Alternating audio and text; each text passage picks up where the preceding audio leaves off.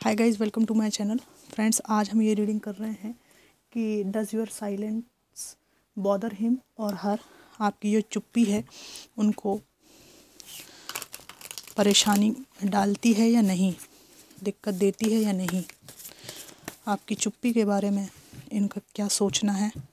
एक general collective timeless reading है। Please जो रेजोनेट करे वो लीजिएगा, बाकी को आप छोड़ सकते हैं। Divine ancestor master spirit guide, please messages को निकालने में मेरी मदद कीजिए। गुरुदेव जी, मेरी मैसेजेस को निकालने में प्लीज़ हेल्प कीजिए। एंजल्स, मेरी मैसेजेस को निकालने में हेल्प कीजिए। Thank you, thank you, thank you.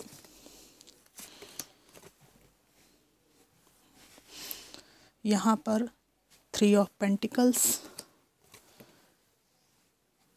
3 of wands, king of wands, page of wands. बहुत एयर एनर्जी है यहाँ पर और अर्थ एनर्जी है।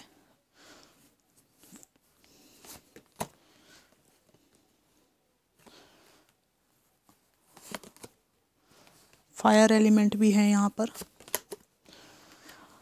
Friends, 10 of swords, 7 of wands, page of wands, 4 of pentacles, the magician and the hangman. तो does your silence bother him और हर? Definitely. ये जो इनका जो पास्ट का जो कर्मा है, आपके पीठ में इन्होंने जो छुरा घोंपा है, जो धोखा दिया है किसी और पर्सन के लिए, फैमिली के कहने पर किसी और को चूज़ करने के लिए, या अपनी चॉइस के अनुसार एक व्यक्ति को इन्होंने चूज़ किया है। इसके बाद आपके जो इनोसेंस है उसको जो धक्का लगा, आपके दिल को जो धक्का लगा, क्योंकि काफ़ी समय तक ये बात आपको नहीं बताई गई, पर आपको ये बात पता चली ही गई है। उसके बाद आपने जो चुप्पी साधी है कि ये आपके मुंह से सुनने के लिए तरस गए हैं।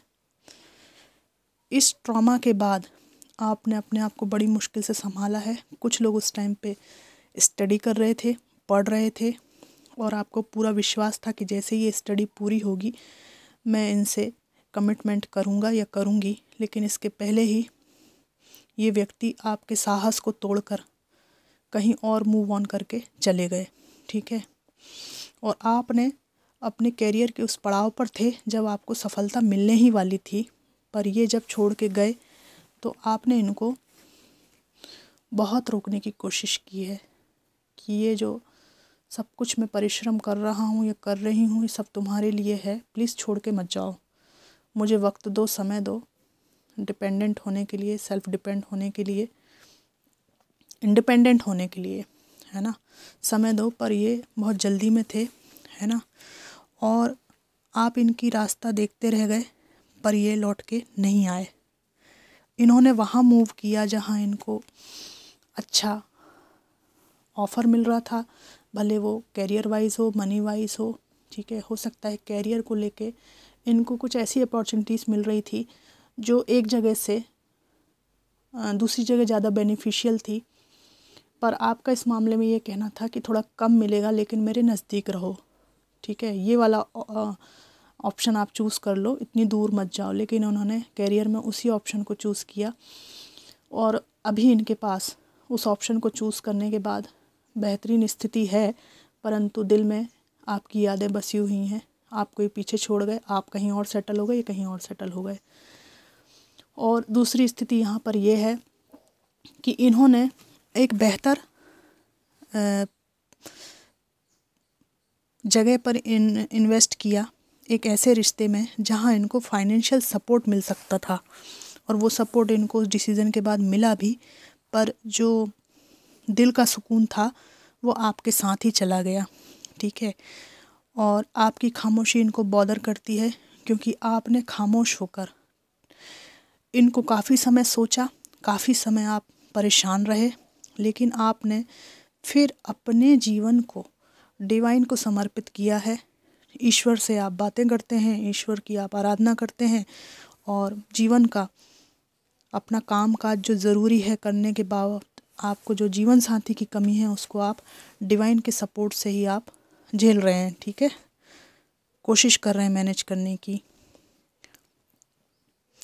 आपका साइलेंस इनको बॉदर करता है क्योंकि कितने सारे लड़ाई झगड़े और ट्रॉमा आपको देने के बाद आपने अपनी लड़ाई पूरी तरह से लड़ी है और इनको पता है कि मुख से एक शब्द भी ना बोलें आप, लेकिन आपकी यही एनर्जी है कि अब तुम किसी को भी भेज लो, कुछ भी उखाड़ लो मेरा, लेकिन मैं लौट के नहीं आने वाला हूँ या लौट के नहीं आने वाली हूँ। ठीक है, हैंगमैन बने हुए हैं ये। ठीक है, इनको आपकी खामोशी बॉदर करती है, इस तरह से लटका दिया है आपकी खामोशी ने इनको। एम्परर हैं ये। तो एम्परर तो जो है ना, प्रिटेंड करते हैं ये एम्परर जैसा। हालत इनकी ये है, इस तरह से ये आना चाहते हैं। आपको बताते हैं कि एम्परर हूँ मैं, ठीक है ना, बहुत मेरी ऊंची नाक है या बहुत ही मैं ऊंचाई पर हूँ, परंतु इस तरह से ये इनका दिल करता है कि बिल्कुल फुर्र से आ जाएं आपके पास में। पर चूँकि एम्परर जैसा इन्होंने आपको पास्ट में भी अपना लहजा बताया है, अपना व्यक्तित्व बताया है, तो उस पायदान से नीचे कैसे आ सकते हैं। और ये इनके अंदर की बात है कि बिल्कुल दौड़ के भाग के आना चाहते हैं। आपके पर्सन 30 से 40 एज ग्रुप में मुझे ज़्यादातर दिखाई दे रहे हैं। यहाँ पर आपकी खामोशी इनको बॉदर करती है। उसके साथ ही एक बात और आ गई है कि आपकी जो उन्नति है वो भी इनको बॉदर करती है। और यह बात कि आप जैसे एम्प्रेस इंसान को, आप जैसे डिवाइनली गाइडेड इंसान को इन्होंने खो दिया है, ये बात जो है ना इनको बहुत झटका देती है। समय समय पर झटके खाते रहते हैं ये। और टावर मूवमेंट आने के बाद आपके अंदर एक मुस्कुराहट है, और वो मुस्कुराहट मुझे ऐसा लगता है ये बताती है कि जो हुआ ना, ये देख रहे हैं आप ये लेडी को, ये जो हुआ ना, थैंक यू तुम्हारा। बोलते नहीं हैं आप, लेकिन आपकी एनर्जी से उनको ऐसा लगता है कि टावर मूवमेंट आने के बाद आप बहुत ज़्यादा स्वतंत्र हैं, कहीं बेहतर फील कर रहे हैं। मतलब इनकी आपको याद नहीं आती, मतलब इनको आप फील करा दिए हैं बिना बोले, खामोश रहकर कि तुम ना यार बहुत टॉक्सिक थे।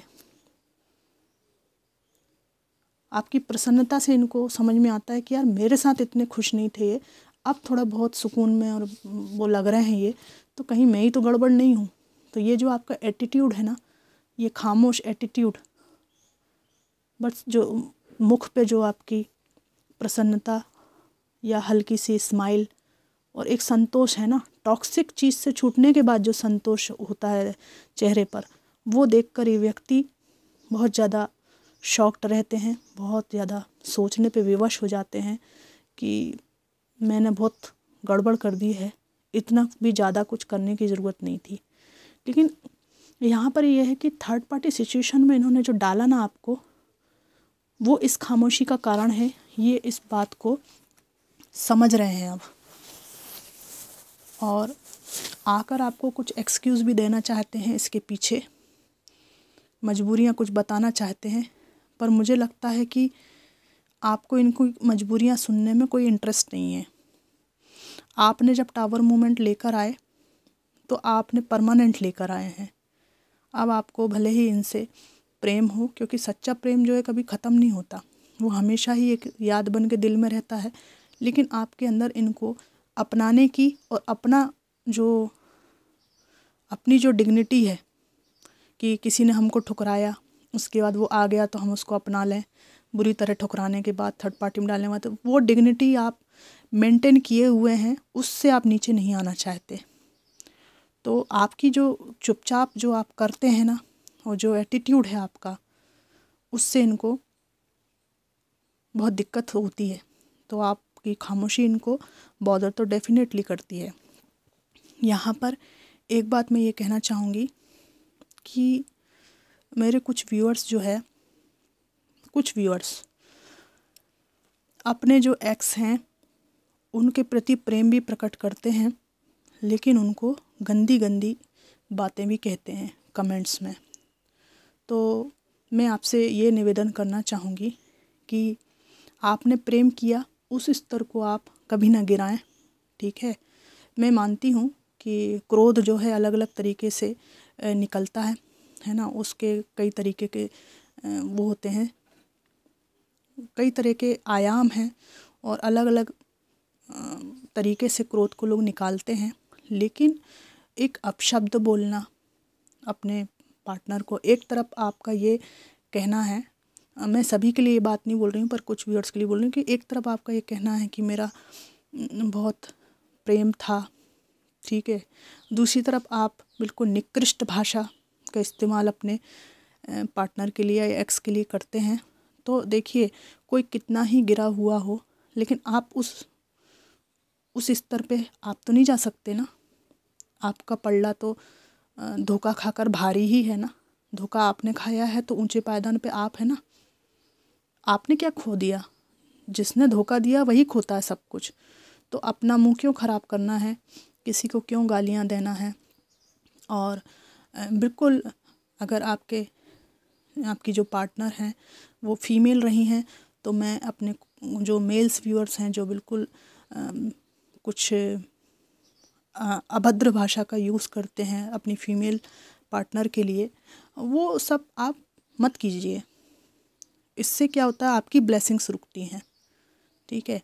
मुझे ये बताओ आप कि किसी ने धोखा किया हो चाहे कुछ भी किया हो, ठीक है, आप कर्मा देने के लिए ईश्वर से प्रार्थना कर सकते हैं, लेकिन आप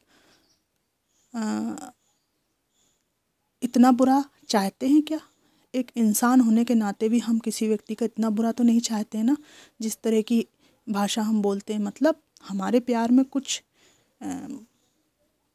मिलावट है क्या? मिलावट नहीं है तो अभद्र भाषा, खासकर जिसको आप प्रेम करने का दावा करते हैं उसके प्रति इस तरह की गंदी भाषा इस्तेमाल करना ठीक नहीं है। हाँ, हंसी मजाक में 2 4 8 शब्द चलते हैं, उसमें कोई दिक्कत नहीं है, लेकिन इस बात पे आपको थोड़ा सा चिंतन करना चाहिए कि प्रेम की परिभाषा क्या है। क्या मैं उस परिभाषा में फिट बैठता हूँ या बैठती हूँ? तो गाइस, ये थी रीडिंग कि does your silence bother him और हर। और ये बात जो मैंने कही, ये मैंने सभी के लिए नहीं कही, जो लोग अभद्र भाषा का यूज़ करते हैं उनके लिए कही, और मैं उनके अच्छे के लिए बोल रही हूँ कि आपकी ब्लेसिंग्स ब्लॉक होती हैं। हमको अपना स्टैंड जो है हमेशा ऊपर रखना है, अपने को हमेशा दिव्यता में रखना है, और जो हमारे भाग्य में नहीं था वो चला गया, ठीक है। वो जो चला गया वो हमारे साथ अच्छा ही हुआ, ठीक है। धोखाधड़ी में ज़्यादा समय बिताने से तो अच्छा है कि हमको पहले ही वो जल्दी से धोखा दे के निकल गया, है ना। और काफ़ी समय तक अगर आपका जीवन ख़राब किया गया है तो अभी कोई बात नहीं, मेरा बचा हुआ जीवन मैं संवारूँ ना। मैं अपने बचे हुए जीवन में उस व्यक्ति को सोच सोच के अपना क्यों दिमाग ख़राब करूं, अपनी ब्लेसिंग्स को क्यों रोकूं। तो ये मेरा एक विचार है, और मैं ये कितना ठीक कह रही हूँ ये आप लोग भी मुझे बताइएगा, है ना। और इस रीडिंग को आपने इतने धैर्य से देखा उसके लिए आप सभी का तहे दिल से शुक्रिया।